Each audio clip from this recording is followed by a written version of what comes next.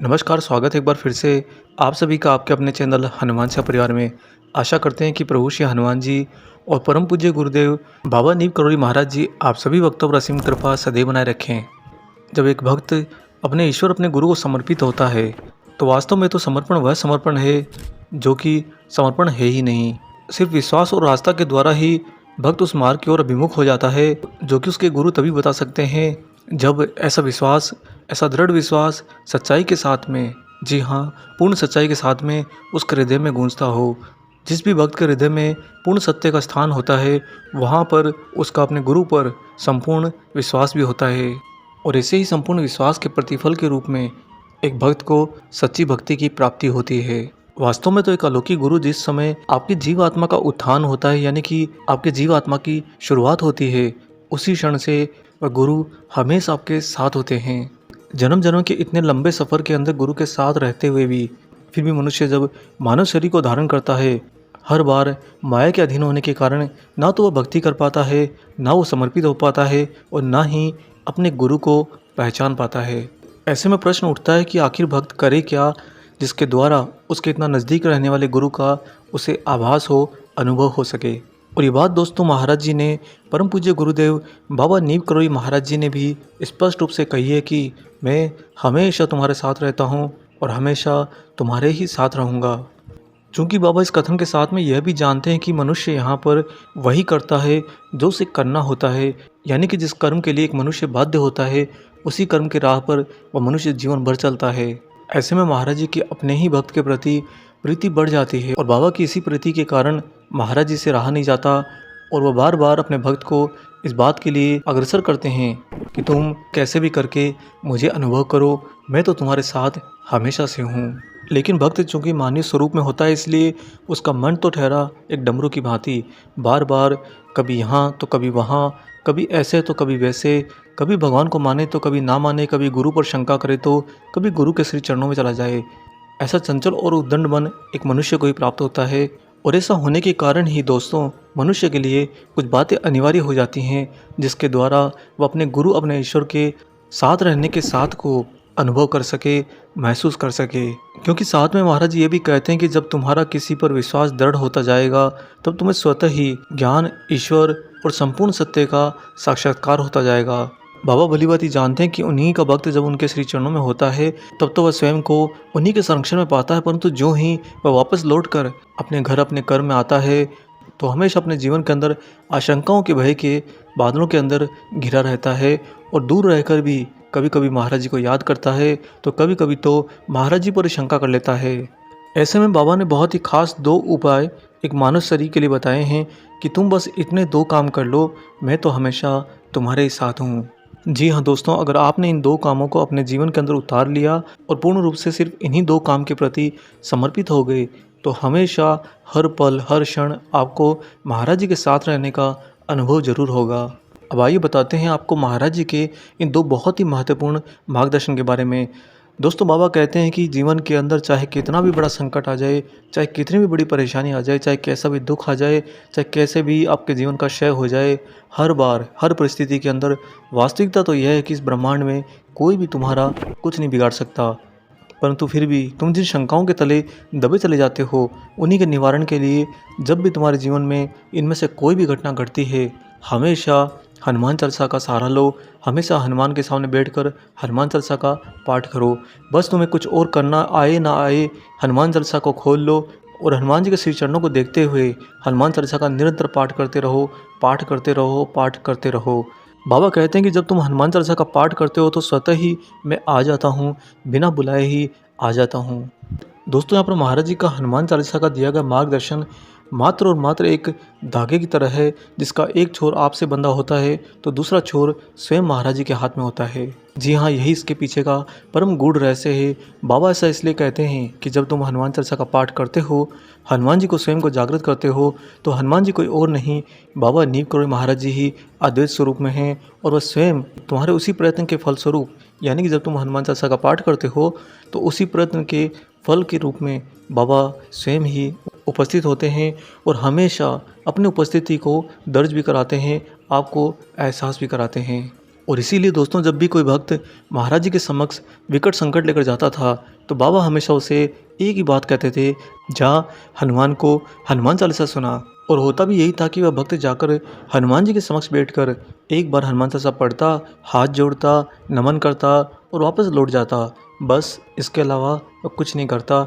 इतना मात्र करने से उसके जीवन में आया हुआ विकट से विकट संकट भी महाराज जी स्वयं अपने में संभाल लेते, यानी कि महाराज जी उसके हर संकट का निवारण कर देते। तो दोस्तों यहाँ पर आपने जाना कि हनुमान चालीसा सिर्फ हनुमान जी को रिझाने के माध्यम के रूप में पढ़ी नहीं जाती, अपितु वह तो स्वयं ही बाबा नीम करोड़ी महाराज जी के दूसरी छोर में थमे हुए उस डोर के सिरे को आपकी ओर खींचने के लिए मजबूर कर देती है। आप जब भी हनुमान चालीसा का पाठ करते हैं, चाहे आप हनुमान जी के समक्ष करें, चाहे आप महाराज जी के समक्ष करें, या फिर आंखें बंद करके स्वयं के अंदर प्रभु श्री राम जी के दरबार को देखते हुए, जहाँ पर स्वयं महाराज जी और हनुमान जी आसन ग्रहण किए हुए हों, बस मात्र उसी के भाव में भी अगर आप हनुमान चालीसा का पाठ करते हैं तो भी यकीन करिए दोस्तों, महाराज जी आपको अपनी उपस्थिति का एहसास जरूर कराते हैं। इसलिए जीवन के अंदर श्री हनुमान चालीसा का पाठ जरूर कीजिए। और दोस्तों कुछ लोग यह कह देते हैं कि हनुमान चालीसा का पाठ तो कहीं भी करो क्योंकि हनुमान तो सर्वत्र हैं, सर्वज्ञ हैं। यह श्री हनुमान जी के परिप्रेक्ष्य में पूर्ण सत्य है क्योंकि हनुमान जी सर्वदाता हैं। परंतु फिर भी एक भक्त का परम कर्तव्य होता है कि वह अपनी बुद्धि और विवेक का इस्तेमाल करे और अपनी भक्ति का एक नियम तय करे, किस तरह से, किस समय, कैसे पाठ करना है। हनुमान जी के समक्ष अपनी पूर्ण शुद्धता और पूर्ण सत्यता को समर्पित करके फिर ही हनुमान चालीसा का पाठ करें। आगे बाबा जी जो दूसरा बहुत ही महत्वपूर्ण काम बताते हैं दोस्तों, वास्तव में तो वो काम महाराज जी के लिए स्वयं से भी बड़ा है, परंतु एक मनुष्य के करने के लिए बहुत छोटा है, बहुत छोटा है। यानी कि उस काम को करना जितना आसान है उतना ही उस काम का स्वयं का स्वरूप महाराज जी हनुमान जी से भी बड़ा है। अब आप सोच रहे होंगे कि ऐसा कौन सा काम है जो हमारे लिए इतना आसान है परंतु महाराज जी से भी बड़ा है। जी हाँ, और इसका उत्तर है महाराज जी हनुमान जी अपने आराध्य प्रभु श्री राम को ध्याते हैं। उनके समक्ष राम जी के अलावा और कुछ भी उन्हें कभी नज़र नहीं आता, और इसीलिए बाबा जी स्वयं हर सांस के अंदर राम का ही नाम स्मरण करते हैं। और जब भी समय मिले महाराज जी राम राम जरूर लिखते हैं। दोस्तों महाराज जी ने बस राम का सहारा लेने के लिए कहा। गुरुदेव कहते हैं कि सब कुछ उसी राम के अंदर समाया है। अगर तुमने उसके अंदर आना स्वीकार कर लिया तो तुम्हें बाकी किसी भी भक्ति मार्ग, देवी देवता, गुरु किसी की आवश्यकता नहीं, क्योंकि राम से बढ़कर कोई नहीं है। जब तुम राम के अंदर आ जाते हो तो स्वयं बाबा जी और हनुमान जी भी आपके लिए हमेशा तत्पर हो जाते हैं, उत्सुक हो जाते हैं, व्याकुल हो जाते हैं। हर क्षण महाराज जी और हनुमान जी को यही लगता है कि मेरे प्रभु श्री राम जी के अंदर जो समाया है उसकी कौन सी इच्छा, कौन सा कार्य कठिन हो गया जो वो उससे परेशान होने लगा। और ऐसे में महाराज जी और हनुमान जी की दिव्य ऊर्जा उस भक्त की ओर दौड़ी चली आती है और उसे उस संकट में से एक क्षण भी व्यर्थ किए बिना बाहर निकाल लेती है। दोस्तों प्रभु श्री राम जी का नाम स्मरण करना अपने आप में अमृत से भी ज़्यादा बड़ा है। अमृत पीकर तो आप अमर होते हैं, परंतु प्रभु श्री राम जी का नाम लेकर आप इस ब्रह्मांड में अमृत देने वाले से भी सर्वोपरि हो जाते हैं। क्योंकि अमृत की मांग वो करता है जिसे मृत्यु से भय हो, और राम की मांग वो करता है जो मृत्यु से कभी भयभीत हो ही नहीं। इसीलिए महाराज जी ने बहुत ही आसान शब्दों में अपने भक्तों को सरलतम रास्ता दिखाया है कि जीवन के अंदर जब भी कष्ट आए, जब भी संकट आए, बस राम का नाम जपो। और अगर उसमें भी मन विचलित होता है, उसमें भी व्याकुलता बढ़ जाती है, तो एक पेपर लेकर उस पर राम राम लिखना शुरू कर दो।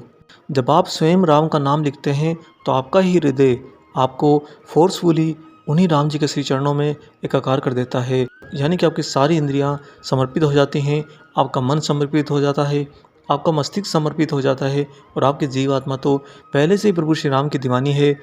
राम जी के बिना तो आपके जीवात्मा को कभी चैन ही नहीं मिल सकता।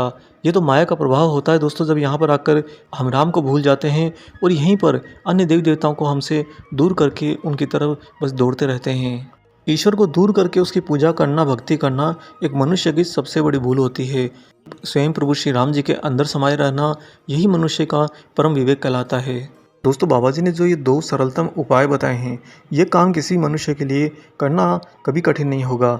अगर एक मनुष्य इन काम को भी कठिन मानता है तो काम करना ही छोड़ दे, क्या ही रखा है उसके जीवन में। क्योंकि इन दोनों काम के अंदर न तो आपको किसी संसाधन की आवश्यकता है, न ही किसी साथी, किसी मार्गदर्शन, किसी गूढ़ रहस्य को समझाने वाले ज्ञाता की आवश्यकता है। ये दोनों काम तो सर्वोपरि आनंद का स्वरूप हैं। जब आप हनुमान चालीसा का पाठ करेंगे, प्रभु श्री राम जी का नाम लेंगे, तो आपको एक ही रस का एहसास होगा, और वह है परम आनंद। परम आनंद जब आपको महसूस होने लगेगा तो स्वयं बाबा महाराज जी की उपस्थिति आपको हर क्षण महसूस होगी, क्योंकि महाराज जी स्वयं भी आनंद का ही स्वरूप हैं दोस्तों, प्रेम रस का ही स्वरूप हैं। महाराज जी को वास्तव में जब आप पहचानेंगे तो आपको हनुमान जी के अद्वैत स्वरूप के कोर में, उनके केंद्र में सिर्फ और सिर्फ प्रेम रस की प्राप्ति होगी।